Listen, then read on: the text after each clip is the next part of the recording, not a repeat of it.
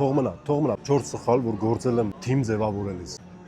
Առաջինը պատասխանատու դիրքերում առանց փորձի մարդկանց նշանակում, անկախ նրանց մեծագույն ցանկությունից, նրանց աշխատանքային process-ում սովորելը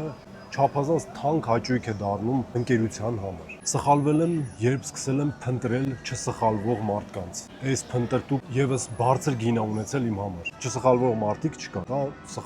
սխալվող կամ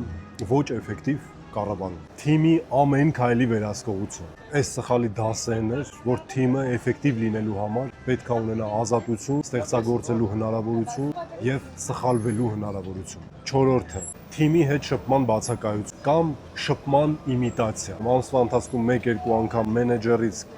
տնօրենի շեֆ խոհարարից հարցնում ես գործը ոնց է ինչա ու քեզ թվում է թե դա շփում է, բայց ոչ, դա շփում չի, իսկ հիմնադրի շփման բացակայությունը կարա դառնա շատ ծանր հիվանդությունների պատճառ թիմի մեջ։